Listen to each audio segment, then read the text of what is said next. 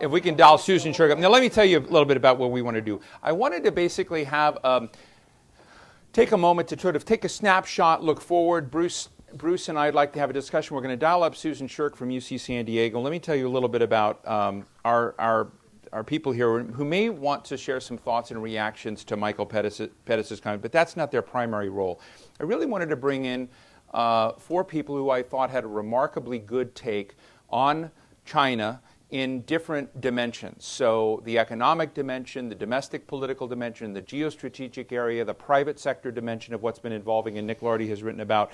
And we have Doug Paal, who's vice president in the center, vice president for studies at the Carnegie Endowment for International Peace. He was former vice chairman of J.P. Morgan Chase International. He was our ambassador equivalent, U.S. representative to Taiwan as the director of the American Institute in Taiwan. And he was President Bush the First's primary advisor on all things China, and developed a great reputation there in the National Security Council. What's that? He thought he was his own advisor. Yeah, right.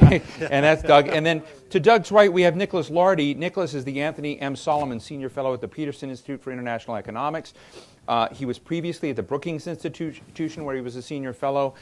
He served at the University of Washington. He's written his latest book, of many books he's written, is Markets Over Mao, The Rise of Private Business in China, which came out last September. And he's been thinking very deeply about these structural dimensions of Chinese market development, economic development, and is a formidable voice in that. And we have Geoff Dyer, as the former Beijing bureau chief of the Financial Times. He's a foreign policy correspondent here in Washington, D.C. with the FT now.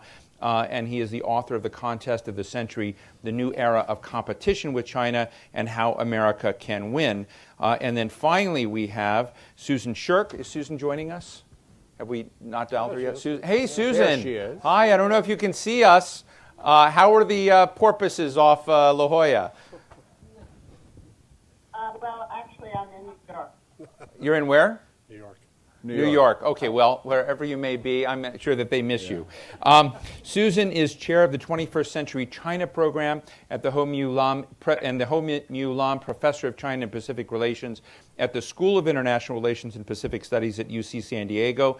She's director emeritus of the California Institute for Global Conflict and Cooperation, IGCCC. And she served as Deputy Assistant Secretary of State in the Bureau of East Asian and Pacific Affairs.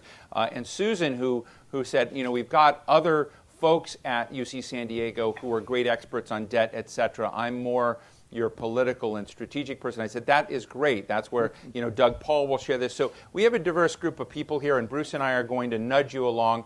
And I'm going to give Bruce the opportunity to prod first. Bruce? Well, Geoff, maybe we start off.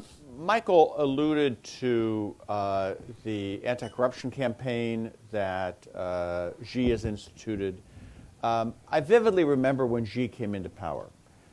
There were a number of China scholars, both in the U.S. and Europe, who believed it would take a year or two for him to get control of the apparatus.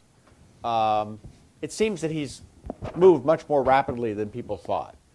I guess the question is the goal that he seems to be pursuing the one that Michael alluded to, which is we need to get a control of corruption because we need this transformation of the economy, and we needed to suppress the special interests, the rent seekers?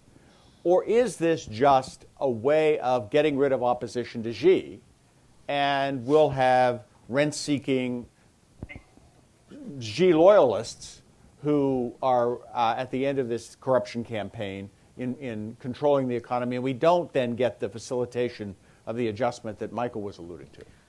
I think there are two big reasons for it, and I think Michael hit on one of them, and that is this whole idea of vested interests. Xi will live or die as president with the success of his economic reform program, and those ultimately involve going a lot of the big state-owned companies and the big local government interests that have developed over the last couple of decades that are now hugely powerful within the Chinese system. So I think the most dramatic thing that Xi Jinping has done, he went after Zhou Yongkang, who was effectively the second or third most important person on the previous standing committee. He was the security boss. But his previous life before then, he was the head of one of the big oil companies. So he's a sort of, and he has a big patronage network in one of the big state-owned oil companies. So going after Zhou Yongkang is a way of saying, I will come after you people if you get in my way, if you try and block these economic reforms. But the other bit of it is actually quite straightforward, is to say it's extremely popular to go after corruption. The Chinese system is still an authoritarian system, but there still is a lot of politics in China. Xi Jinping knows that corruption is cancer to the Communist Party. Corruption linked with inequality, because that's how a lot of Chinese people would see it, so those two issues are very close together. And he's partly doing this to try and boost his own credentials, boost his own popularity, but boost and maintain the legitimacy of the Communist Party by showing that he's trying to go wholeheartedly after some of these Geoff, people. can I follow up just for a minute, just to ask Susan and all of you can just kind of, if you didn't like what Geoff said, just jump on him and whack him.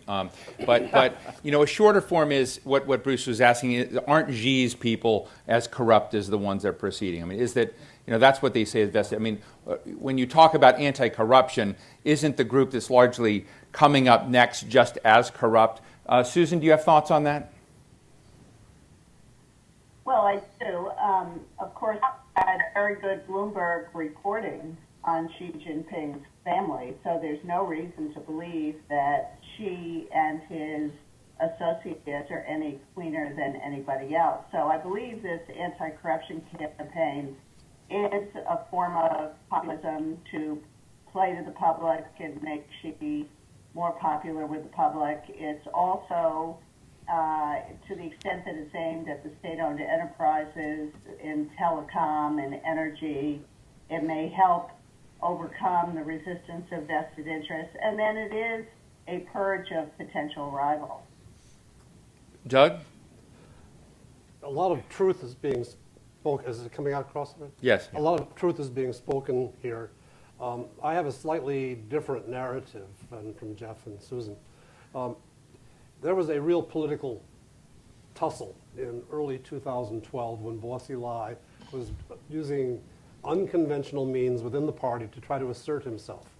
And he had a core of support in the Politburo Standing Committee when the case became known to the outside world through the defection of Bo Xilai's police chief to the American consulate in Chengdu that his wife had killed somebody, and he became very vulnerable in the Chinese system.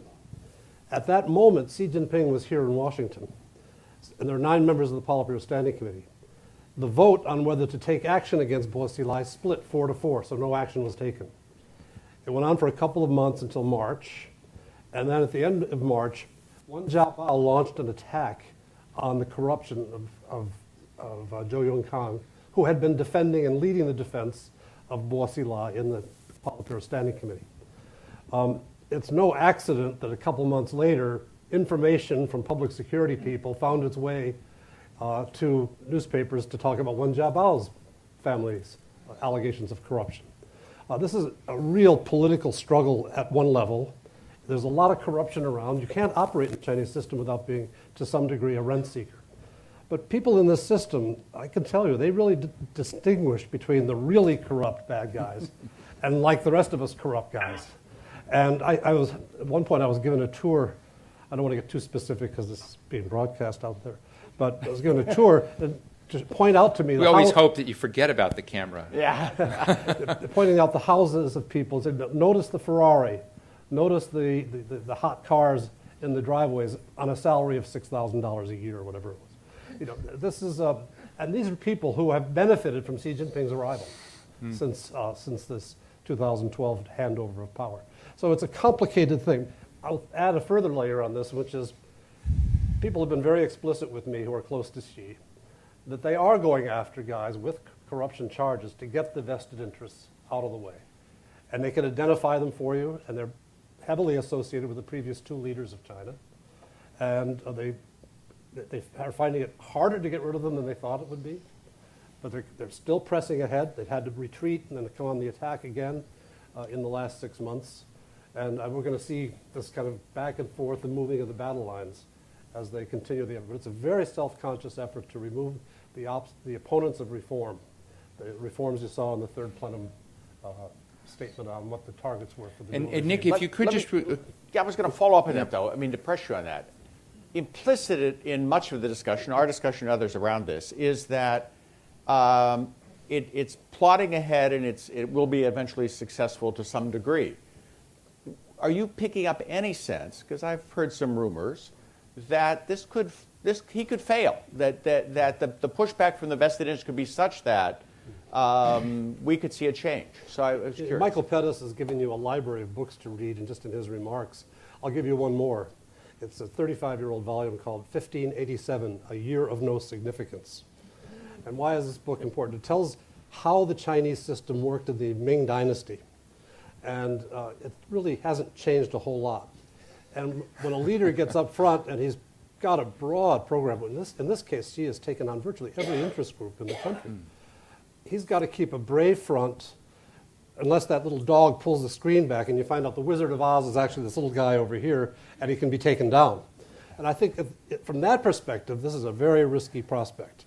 But as somebody who watches China a lot for a long time, Nick, I wanted to ask you in the midst of this discussion. I just want to say, watch the security apparatus. Right. If you don't have that in order, that's when you go. Another dimension, the reason I like to Michael's kind of macro take on a lot of issues going on is that Nick has written a lot about the growth of private business, private interests in China amidst this sandbox that we've described. And so I'd love to get your take, both on the political dimensions, but whether it's relevant at all to the kinds of things you've been writing about recently. No, I think it is. I think vested interests are very important, and they're blocking reform and have blocked reform in some sectors, but we have to keep in mind that these sectors are now a fairly limited part of the Chinese economy. Mm-hmm. Oil and gas is an obvious case that we've already been discussing. Telecoms, I believe, was mentioned. That's another big sector. And the third, of course, would be finance. But if you look in the manufacturing sector, 80% of output and 90% of investment is being undertaken by private companies. So the vested interests have basically disappeared. In the steel sector, for example, state companies are only producing 30% of output. 70% is private. So there are big parts of this economy where markets are dominant in determining the allocation of resources. And as Doug has suggested, the reform agenda is very broad. And if they are successful in undermining the monopolies that exist, like in oil and gas, telecom, and finance, the rest of the economy is going to be opened up. And I do think, as Geoff said, the corruption campaign and the focus on Zhou Yongkang is very important. I've read, and I haven't been keeping a scorecard, that something like 25 or 30 of his associates in the many decades he was in the oil and gas industry have also been detained. They haven't all been convicted yet, but undoubtedly many of them will be. And I think it's a signal. You can't resist reform in this sector, and I am very optimistic we'll see some very far-reaching reforms in the oil and gas sector. Susan, go ahead. May I jump in for a minute? I think Michael Pettis actually has the history of the 1980s reforms wrong, and Xi Jinping may have the same misunderstanding. The success of the Deng Xiaoping era reforms was not because Deng Xiaoping was such a strong leader and that he rammed them down everybody's throat. It was because the reforms were designed, they were mostly decentralizing reforms to play to provincial interests, local government interests, managers of enterprises, and to create constituencies for the market reform. And I don't see that kind of political strategy of economic reform today. And if we don't see that, then I think local officials, for example, if we don't see a fiscal reform that gives local officials a real tax base that they can use for all of their obligations instead of relying on land development, then these reforms are not going to be successful. So it can't be done entirely through top-down autocratic leadership. I want to jump ahead to another kind of slightly, different take on sort of a picture of China I met recently was Jack Ma of Alibaba.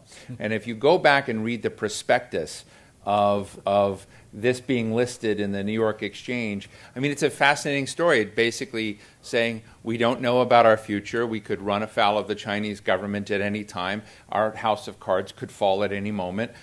We've now done our job in doing it. It was the most flimsy kind of description which got massive global investment. And I'm really so Nick, was this a completely irrational thing of the world to make Jack one of the richest men in the world? No, I don't think so. The language you're reading is Wall Street lawyers who are trying to cover some future contingencies so they won't get sued. So. Most of it had to do with the inability to predict the moves of the Chinese government. Absolutely, and I think to some extent that's true, but the internet sector is a very good example of, it's the most dynamic sector of the Chinese economy.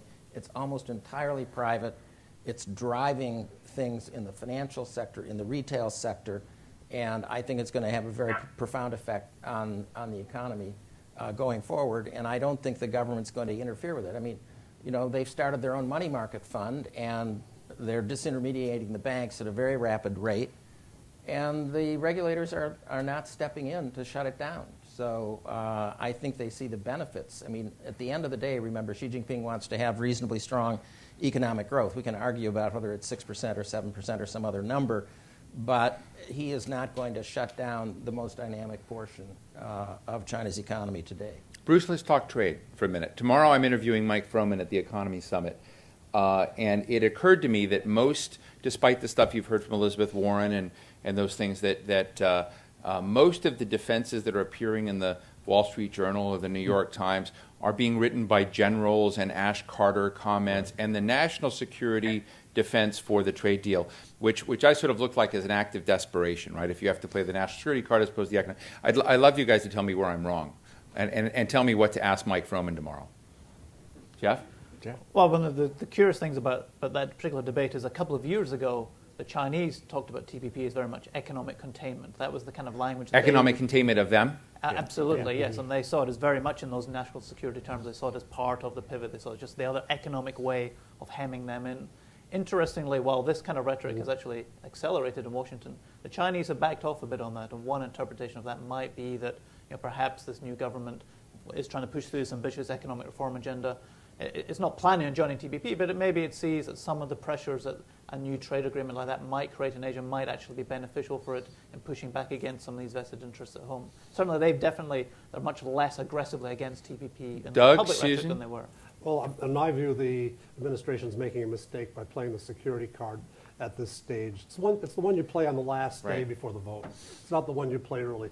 The administration has been trying to get people like me to come out and do more to support TPA and TPP, and they've had us talking to the foot soldiers in Mike's army trying to persuade Congress. I've never seen such a poorly prepared group in my life in the trade business, where they have not done the numbers for each member of Congress to know. Congressmen have not voted on this subject since 2002. So you got half the membership of the Congress has never voted on this stuff. And they don't know that a trade bill will produce X benefits for their district. These figures are available from the Commerce Department. The job figures are available from the Commerce Department. They haven't deployed this information to win over the members they need to win. So you're making a case that they don't deserve to win. At this point, they haven't picked their game up to the point where they're going to be able to win. Now, I think presidents usually get trade agreements in the end. After all the bones are broken and the orthopedic wards are filled up, they'll get it. But it's not being fought as well as it should be fought. Nick? No. Susan, thoughts on the trade issue? Well, I think the administration is making a mistake by framing it as this security contest between the Chinese rules and American rules. If the Chinese were talking that way about all of this, they were actually much more restrained the way they talked about their economic diplomatic initiatives, like the infrastructure investment bank for the maritime. We have this big competition between China and the United States, which is what we've been doing. It's like antithetical to our whole effort to try to find a basis of cooperating with China. But just to jump in here, I mean, our surveys show that when you lay out to the American people rationales for these deals, to improve our competitiveness with China is the plurality response that carries the day with the American people. So it does seem to me that there's a method to the administration's madness, maybe not in the sense that, oh my goodness, they're going to somehow militarily overtake us, but that we have to do these deals to be able to be more competitive with China. So why wouldn't they play that card? Now, the timing is an issue, Doug. I agree with you. Is this the right time to do it? I think it's significant that they really have hit on this theme, though, and their own polls must show them the same thing. Well, it was inevitable that they would do this. I agree on that, especially given the fact that Congress and congressional staff are way off the charts in terms of their attitudes about China vis-a-vis our general population. So you kind of know it's going to come. But the issue is, can you have these building block approaches to give members things they can say at home? Not that I stopped China, but I brought you jobs when I voted for this bill. And to deal with the union complaints that they're getting. But I do think that the problem with that is that our surveys also show that the idea that this is good for jobs and wages, nobody buys anymore. That Americans don't think trade creates jobs. They don't think it raises wages. Now, frankly, economists never promise that. It's politicians who promise that. I agree with you. That's the way we've sold trade deals in the past. But the polling would suggest that the public isn't buying that argument. So they may have felt forced to go to this other argument prematurely, in your view, and I understand that. I mean, it's the inherent difficulty of selling the politics of a trade deal. I mean, the strong economic argument would be through this deal, the U.S. gets everything it wanted from Japan through 20 years of lobbying that it was never able to get. But that's actually it's very dumb politically to say before the Japanese have actually signed up to it, so you can't actually go there. So you're kind of locked in a sense. Let me move to the security realm, and then we're going to go to the audience. I had named this, I was at a cocktail party and feeling a little high, so I wrote double, I think, dead in tanks in trouble or something, but basically put a very negative spin on things. But, when Hu Jintao visited Washington some years ago, I got to sit down with the equivalent of the policy planning director of their foreign ministry and got to know him, and then went to Beijing and, built a relationship. And I finally went into the sort of, I love policy planning, and went and said, okay, will you guys tell me what your grand strategy is? And I just said, you tell us China's grand strategy. And he sort of facetiously, but maybe not so facetiously, joked at the time we were engaged more deeply in the Middle East. And he says, our grand strategy is to keep you guys distracted in small Middle Eastern countries. And it seemed that was, in fact, a very smart answer at that time. Because it still is, because it didn't really show a proactive notion about what China's designs in the world were, but it was ready and taking notice of what they perceived to be our geostrategic mistakes. And I'd love to kind of get just a quick snapshot from all of you, including you, Susan, on how you see China moving on the military front, how you see it ascending. When you think, 20 years out from today, is China a significant geostrategic force that's smart about that, or has it just stumbled into a set of responsibilities that it hasn't really prepared for? I'm going to start with Doug, because I know he's thought a lot about the strategic issues. The Chinese have had, from the 1998 aftermath of the Asian financial crisis through 2008 and the Olympics, they had a terrific run of diplomacy with most of their neighbors. They really did things just about perfectly. Then they got swollen with pride or arrogant or something. And from 2008 to last year, we saw a lot of pressure on their neighbors, a tolerance for tension with Japan and with South China Sea claimants through that period. And they started to see the price go up. First it was the rebalance, and then it was things we're doing with the Vietnamese, others are doing, armaments going around. And I think the Chinese went through a major reconsideration this past fall, and it was symbolized by the Foreign Affairs Central Work Conference in late November. And while this hasn't been properly analyzed in America yet, I see the Chinese as saying, okay, the Americans are going to be messed up with their elections and these problems in the Middle East and Russia. Great. The next 2 years, let's rebuild those relationships that we've allowed to deteriorate. So they have the Silk Road, the Silk Belt.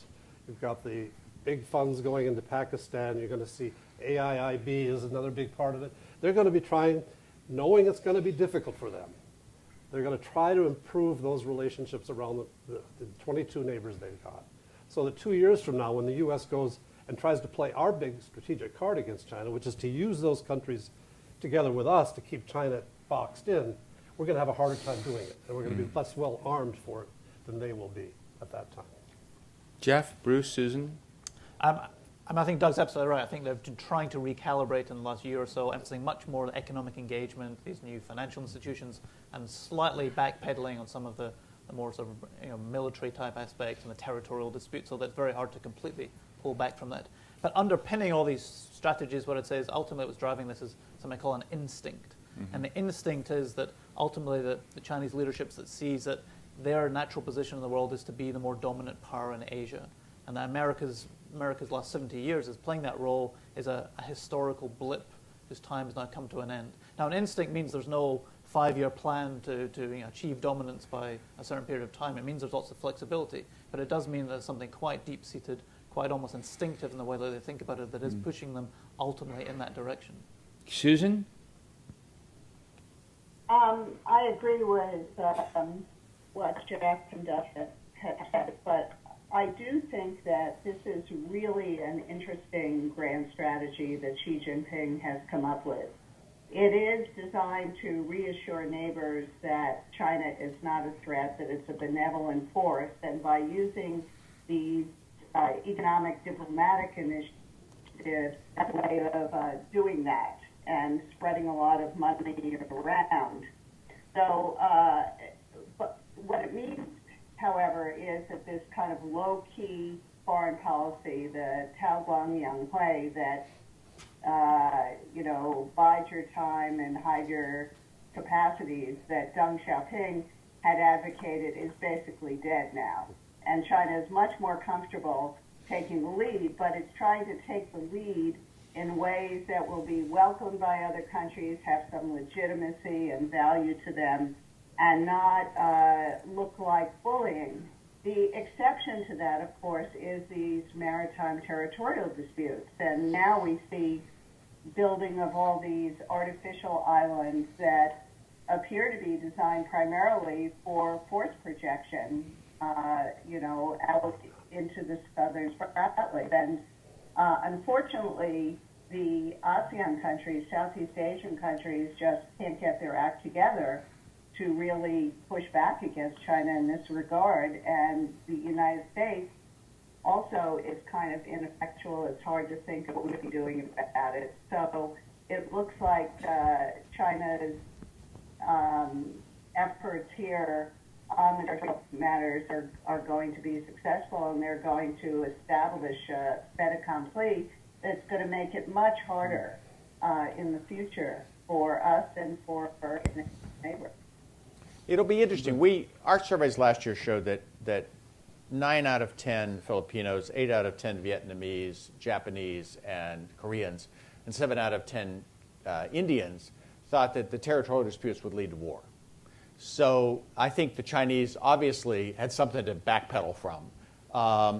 What we don't know is, you're right, it seems to me just as an observer of this, that they have consciously attempted to pull back from that edge.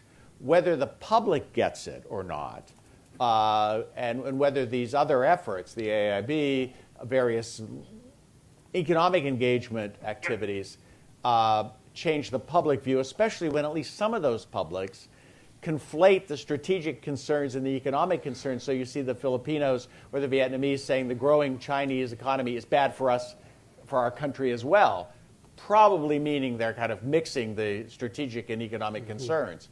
Whether this is going to be effective in the short run with the publics, we'll see. We'll have another survey out in the summer. We'll see. But I'd be curious of whether this is more of an elite perception, at least in year one, and it's going to take a little bit longer for the publics to turn and have that effect in their public diplomacy going forward.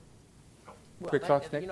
That could easily be the case. Elites first, followed by broader public consensus. But I think all these countries clamored to join AIIB. There was, they didn't hesitate for a split second, and they think there are benefits. And I think when the leaders, act that way, I think there'll be a perception that there'll be benefits. Do you guys agree with Michael? It's not just the $100 billion that AIIB has. The China Investment Corporation, their sovereign wealth fund, is going to invest alongside. Silk Road Fund. They've got the Silk Road Fund, which is going to put equity into these projects. Their own domestic banks that have already been lending money abroad, like the China Development Bank, are going to participate as well. So this isn't just a $50 billion program over some indeterminate number of years. It's going to be it has the potential at least to be very large scale. They're recruiting internationally to get the best civil servants they can get, so hopefully it'll be well run. and they're bending over backwards not to make it a completely Chinese institution. So I think the comfort level of countries is going up. And we may get rid of the Ex-Im Bank and not pass TPP.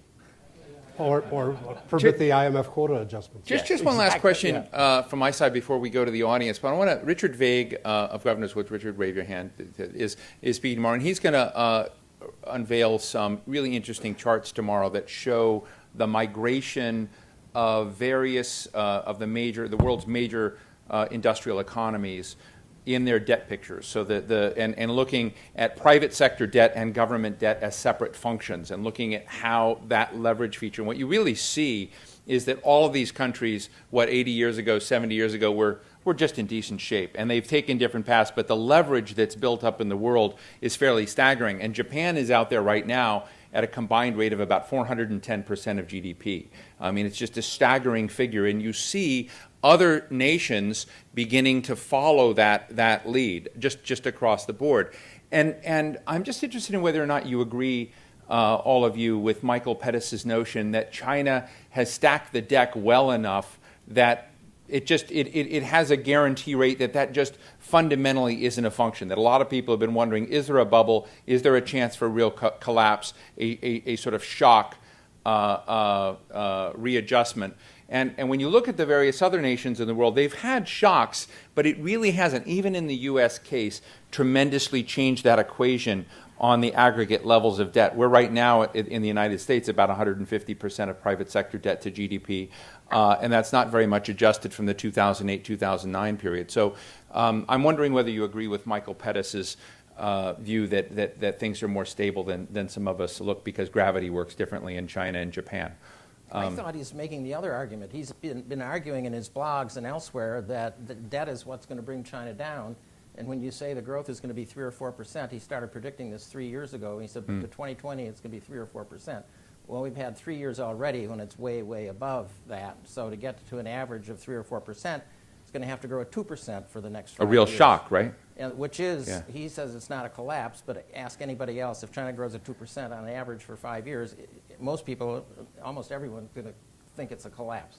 This whole idea that there's some magic number, if you go beyond it, that there's this huge discontinuity when you hit the so-called debt limit, I think is absolute nonsense.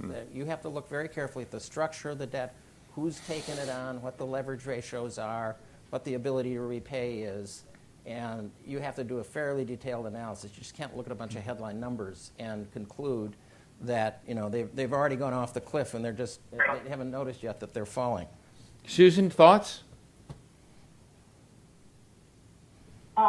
No, I take my lead from Michael and Victor Schur and Nick Lardy and Barry Naughton on these things.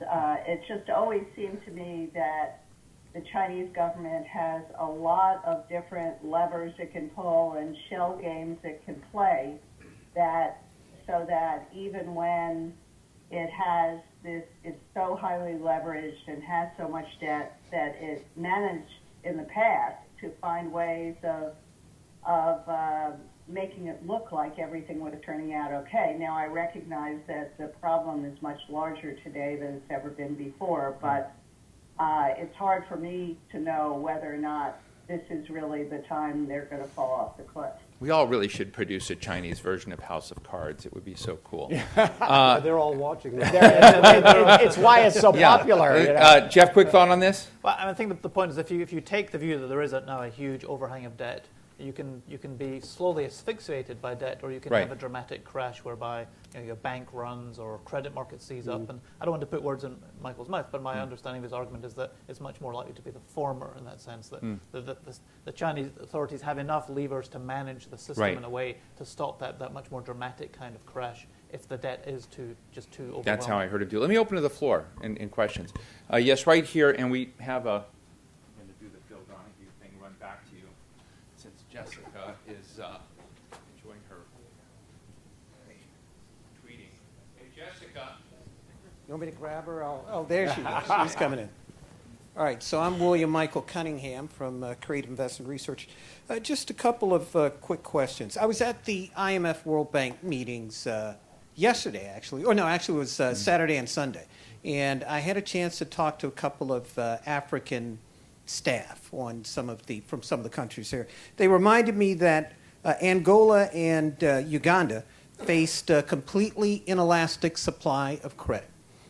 Western markets always shut down too hard, and then they come back and they supply too much credit. That's what we saw. They also reminded me of the lack of ethics with respect to Western financial institutions, and that the Chinese banks, the Chinese Development Bank, came in and provided loans in a time and at terms that they found were more favorable than they could. Goldman Sachs will make you the loan, but it will cost you 2,000% per year. So I'm wondering. I haven't heard anything about the bad behavior of Western financial institutions as it relates to the supply pushing debt on countries like Greece. Goldman Sachs and Greece. That's tomorrow's conference. Okay. Yeah. So we're going to end it. Okay. So any thoughts on comparative bank lending in third world or other areas, Geoff? It seems to me that actually China and the U.S., if you like, are actually beginning to come together in a sense of the way they view these things. In the U.S., there has been a sense that they paid too little attention to infrastructure. The great success that the Chinese have had in this area is because they're lending things to countries to do the things that they want to do, not necessarily what Washington bureaucrats want them to do. And there's a growing sense in the U.S. and the World Bank and the other development institutions that they should be moving a bit more in that direction. On the Chinese side, there's a growing sense that they actually need to make sure that they get repaid a lot of this money. They've lent huge volumes of money, really in the last 5 years or so. And the one to really keep your eye on, I think, is the between $50 and $60 billion that China has lent to Venezuela over the last few years. And I think it seems to be inevitable there is going to be a big default at some stage on some of these loans somewhere in the next few years. That's going to cause a huge kind of learning moment. Can I just piggyback on this for a minute? Is China's domestic anti-corruption campaign changing at all their international behavior? Because, part of the thought was that China would turn a blind eye to a lot of things that both legally and ethically the United States couldn't do or wouldn't do. Or U.S. firms, and I'm just and so that China would play in places like Sudan and others, and would also engage, didn't really worry about the Foreign Corrupt Practices Act in their own cases. But now that they've got larger stakes, are they? Is it kind of like intellectual property? Now they worry about intellectual property because they've got some. Are they worrying more about corruption in third-party countries? Nick? Well, I think, one interpretation you haven't read, but I think is relevant. They want the AIIB so they can impose they can use international standards. If they lent the $57 billion to Venezuela through a multilateral lending institution with appropriate governance, then when the Venezuelans said, we can't repay, we need to restructure, we're going to default on this debt, they currently would expect it to be a political decision in Beijing to give them a break. But if the money's been going through a multilateral investment bank, even if it's the AIIB, Beijing can say, well, this is up to the board of the bank, and it's not in our hands, and and then the bank can be the tough cop and say, no, you have to repay on these terms. So I think China's trying to get some of the benefits of providing infrastructure along the lines that Geoff was saying, and there's certainly a need for it in many countries, but they can use a multilateral framework to make sure that the probability of getting repaid is higher. Doug? There's a learning curve here, which is what these guys are saying. I put it kind of crudely. The U.S. got into this business of going into countries we didn't understand very well in the 50s. And we made a lot of mistakes and got known as the ugly Americans. The Japanese did it in the 70s after the oil crisis. They started trying to buy parts of Saudi Arabia for all the time. And they made mistakes along the way, and they've learned from those. And now it's China's turn to be the ugly Chinese. And they've made some big mistakes in Nigeria. They put $5 billion in the hands of the government. The government was gone in a few weeks. And said, don't want to do that again. And you can see it in our surveys in Latin America, where countries there where you would think, Brazil and Chile being good examples, they both export a lot of commodities to China. The Chileans love the Chinese. The Brazilians are not at all in love with the Chinese because there have been other problems in that relationship, not just exporting. So I do think you're right. There's a learning curve here for the Chinese. They can't just assume that if we are a supplier of capital or if we buy their commodities, they're going to love us. And we're going to see more of that over time. In Africa, you see the same thing. The South Africans are far less favorably disposed towards the Chinese than other parts of Africa because they've had a different experience. Other questions? Yes, right in the back. Yeah, Bill Jones from Executive Intelligence Review. Nick Lardy said, I think actually absolutely correct, that this program that the Chinese are doing with the One Belt, One Road is going to be one of the biggest and most tremendous infrastructural development the world has seen.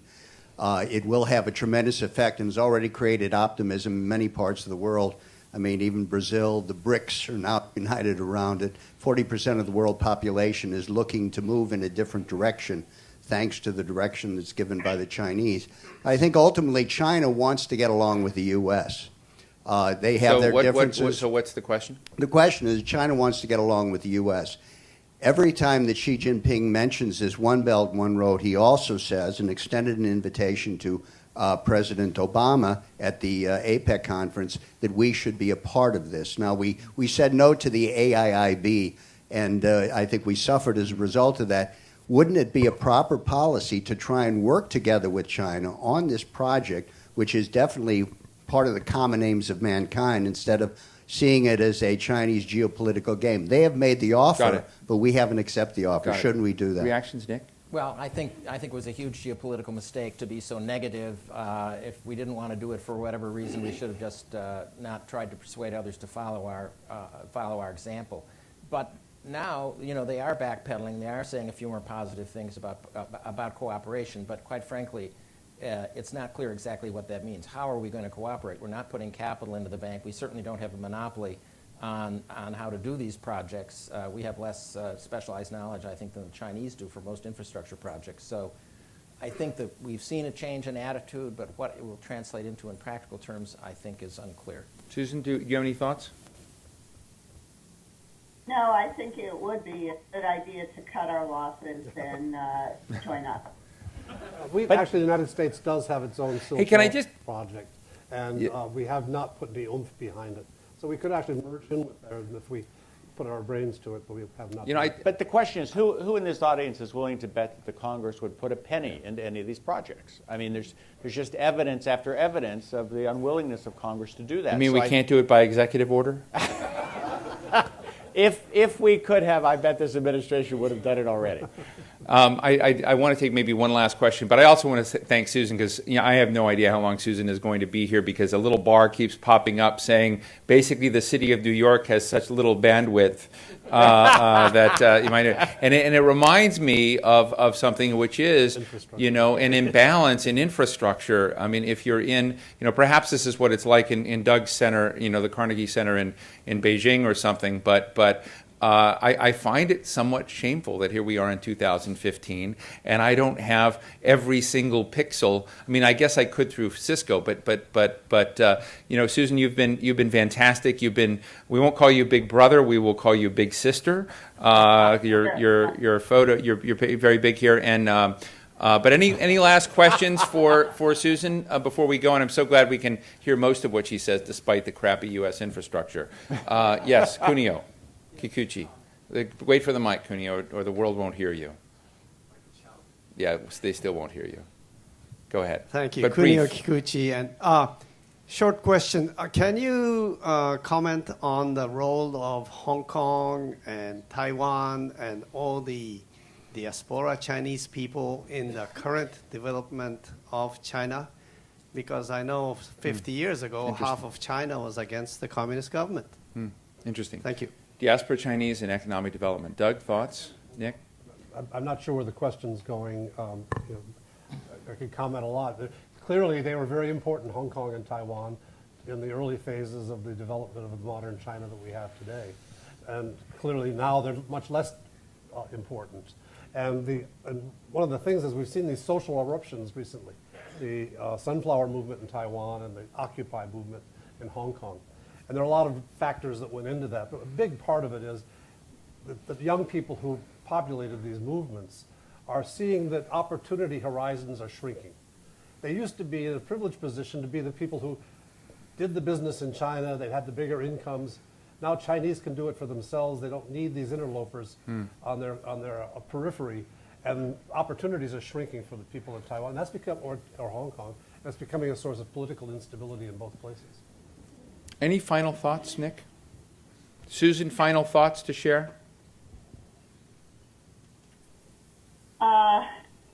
No, but keep your eye on cross-strait relations because, as Doug certainly knows very well, Taiwan politics are heating up. We're headed into a presidential election in not too long, and this will be a real test of whether or not Xi Jinping has the authority to maintain a restrained approach across the strait for Taiwan, or he's going to rely more on intimidation.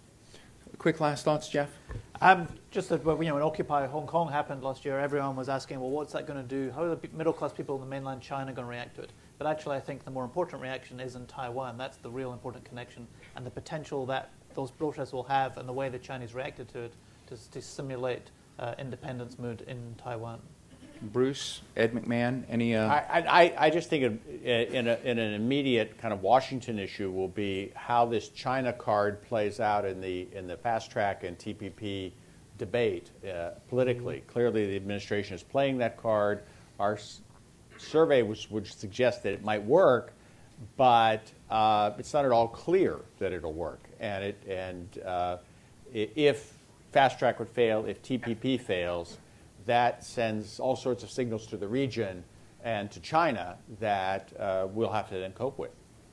I just will say in conclusion, Martin Walker has just flown in. Martin is a close friend, and we each year when he was with A.T. Kearney's, Global Guru group, we would get together and think of, what mattered in the world, what didn't matter in the world. And I think at one of these sessions, we had some sort of flirtation with all the problems in the world, and Martin said something that basically the only thing that matters every year in the world is China. So in this era of distraction, we all see what's happening in the Middle East, you see what's happening elsewhere in the world. It occurred to me that with Prime Minister Abe, there's very little attention paid to Abe coming here next week. There's been just very, very little press that when we begin thinking about the global economy, tomorrow we're going to be thinking about the global economy and the U.S. economy, it was important to raise this question of whether or not, where is China? Where is it economically solvent? Where is the course going? What is the state of our relations? So I really want to thank Nick Lardy, Doug Paal, Geoff Dyer, Susan Shirk, and my pal Bruce Stokes for having this today. We have a nice reception for you downstairs because you should all get T-shirts or mugs for staying with us the last couple of hours.